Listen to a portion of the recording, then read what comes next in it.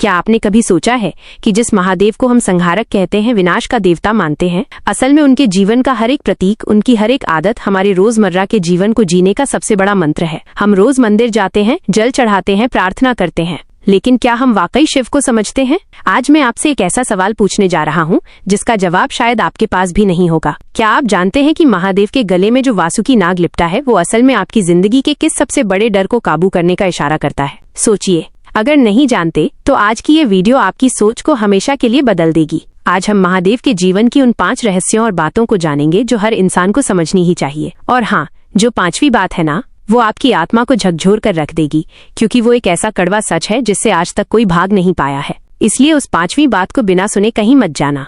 बात पहली, वैराग्य और भौतिकता का संतुलन। महादेव की पहली बात जो हम सबको सीखनी चाहिए वो है संसार में रहकर भी संसार से अलग रहना। जरा सोचिए, एक तरफ भगवान विष्णु हैं जो क्षीर सागर में राजाओं की तरह रहते हैं, ऐश्वर्य में रहते हैं, और दूसरी तरफ हमारे महादेव हैं जो तीनों लोकों के स्वामी होने के बाद भी श्मशान में रहते हैं, बदन पर भस्म लगाते हैं और शेर की खाल ओढ़ते हैं। इसका क्या मतलब है? क्या वो हमें ये सिखा रहे हैं कि हम सब कुछ छोड़कर जंगलों में चले जाएं? बिल्कुल नहीं। महादेव हमें सिखाते हैं वैराग्य। वैराग्य का मतलब सब कुछ छोड़ देना नहीं है, बल्कि इसका मतलब ये है कि दुनिया की कोई भी चीज, चाहे वो पैसा हो, गाड़ी हो या आलीशान घर हो, वो आपको अपनी उंगलियों पर न नचाए। आज के दौर में हमारी सबसे बड़ी समस्या क्या है? अगर हमारे पास कोई महंगी चीज नहीं है तो हम दुखी हो जाते हैं। महादेव कहते हैं कि साधनों का इस्तेमाल करो, लेकिन उनके गुलाम मत बनो। जब आपके पास कुछ न हो तब भी आप उतने ही शांत और खुश होने चाहिए जितने आप सब कुछ होने पर होते हैं। यही असली मानसिक आजादी है। बात दूसरी, विषपान और नकारात्मकता को पचाना। अब आते हैं दूसरी सबसे बड़ी सीख पर, जो आज के समय में हर युवा, हर इंसान के लिए सबसे जरूरी है, और वो है विष पीना। हम सबने समुद्र मंथन की कहानी सुनी है। जब देवताओं और असुरों के बीच अमृत के लिए मंथन चल रहा था, तब उसमें से भयंकर हलाहल विष निकला। उस विष की गर्मी और जहर से पूरी सृष्टि जलने लगी। तब महादेव आगे आए और उन्होंने उस विष को पी लिया। लेकिन ध्यान देने वाली बात यह है कि उन्होंने उस जहर को अपने पेट के नीचे नहीं जाने दिया, बल्कि अपने कंठ, गले में ही रोक लिया, जिससे उनका नाम नीलकंठ पड़ा। हमारी रोज की जिंदगी में यह विष क्या है? लोगों के ताने, अपमान, कड़वी बातें, धोखा और वो नफरत जो समाज हमारे ऊपर फेंकता है। महादेव हमें सिखाते हैं कि जब भी कोई आपके साथ गलत करे या आपको कड़वी बातें बोले, तो उस जहर को न तो अंदर ले जाओ, यानी अपने दिल से लगाकर डिप्रेशन में मत जाओ, और न ही उसे बाहर निकालो, यानी गुस्से में आकर दूसरों को अपशब्द मत कहो। उस नकारात्मकता को अपने कंठ में रोक लो, उसे अपनी ऊर्जा बनाओ और शांत रहो। जो इंसान अपमान को पचाना सीख गया, उसे दुनिया की कोई ताकत तोड़ नहीं सकती। बात तीसरी आंख, भ्रम का विनाश और विवेक। तीसरी बात जुड़ी है महादेव के सबसे रहस्यमयी प्रतीक से, उनकी तीसरी आंख। हम सब जानते हैं कि जब महादेव को बहुत क्रोध आता है, तब वो अपनी तीसरी आंख खोलते हैं और सामने वाली चीज भस्म हो जाती है, जैसे उन्होंने कामदेव को भस्म कर दिया था। लेकिन क्या ये सिर्फ गुस्से का प्रतीक है? नहीं।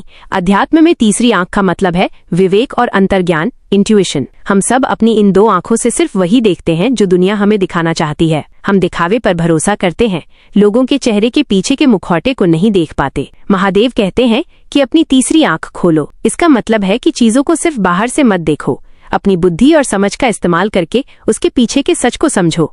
जब आप अपनी भीतर की आंख खोलते हैं तो आपके अंदर का अज्ञान, आपका अहंकार और आपके भ्रम अपने आप भस्म हो जाते हैं। किसी भी परिस्थिति में तुरंत रिएक्ट करने के बजाय शांत होकर सच को देखना ही तीसरी आंख को खोलना है। बात चौथी, अर्धनारीश्वर, भीतर का संतुलन। चौथी बात एक ऐसे रूप के बारे में है जो पूरी दुनिया के विज्ञान और दर्शन को एक झटके में समझा देता है। महादेव का अर्धनारीश्वर रूप, आधा शरीर पुरुष का और आधा शरीर स्त्री का।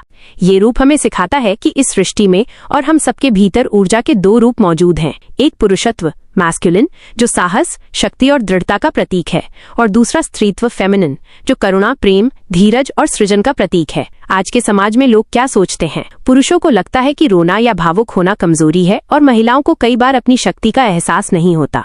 महादेव का ये रूप बताता है कि एक पूरा और संपूर्ण इंसान वही है जिसके भीतर ये दोनों ऊर्जाएं संतुलित हों। अगर आपके पास सिर्फ शक्ति है और करुणा नहीं, तो आप क्रूर बन जाएंगे, और अगर सिर्फ करुणा है और शक्ति नहीं, तो दुनिया आपका फायदा उठाएगी। और अपनी भीतर की शक्ति, दोनों का सम्मान करना सीखें। जीवन तभी खूबसूरत और संतुलित बनता है। बात 5वीं, श्मशान का वास। और अब बात करते हैं उस 5वीं बात की जिसके लिए मैंने आपसे शुरुआत में कहा था कि ये आपकी आत्मा को हिला देगी। महादेव को महाकाल कहा जाता है, कालों के काल, यानी समय और मृत्यु के देवता। वो श्मशान में निवास करते हैं जहाँ इंसानी शरीर जलकर राख हो जाता है। आखिर क्यों भगवानों के भगवान एक ऐसी जगह रहते हैं जिससे पूरी दुनिया डरती है और दूर भागती है? इसके पीछे एक ऐसा गहरा रहस्य है जो अगर आज आपने समझ लिया तो आपकी जिंदगी से हर तरह का तनाव और डिप्रेशन हमेशा के लिए खत्म हो जाएगा। मृत्यु इस संसार का इकलौता ऐसा सच है जिसे कोई झुठला नहीं सकता। हम सब यहाँ भाग रहे हैं पैसे के पीछे, नाम के पीछे, ईर्ष्या और नफरत में अंधे होकर। हम ऐसे जीते हैं जैसे हमें यहाँ हमेशा रहना है, लेकिन महादेव श्मशान में बैठकर हमें हर पल याद दिलाते हैं कि एक दिन ये सब कुछ यहीं छूट जाएगा। यह शरीर, ये घमंड, ये परेशानियां सब कुछ राख बन जाएंगी। लेकिन यहाँ एक बहुत बड़ा ट्विस्ट है। श्मशान सिर्फ अंत नहीं है। महादेव हमें मृत्यु का डर नहीं दिखा रहे हैं, बल्कि वो हमें कुछ और समझा रहे हैं। वो गहरा रहस्य क्या है? जब सब कुछ खत्म हो जाता है, जब इंसान की पहचान मिट जाती है, तब उसके बाद क्या बचता है? क्या मृत्यु के बाद भी कोई ऐसी चीज है जो जिंदा रहती है? क्या महादेव श्मशान में बैठकर किसी नए जन्म की तैयारी कर रहे होते हैं, या फिर वो हमें इस दुनिया के चक्रव्यूह से पूरी तरह आजाद होने का रास्ता दिखा रहे होते हैं? इस गहरे रहस्य का जवाब सीधे तौर पर शब्दों में नहीं दिया जा सकता।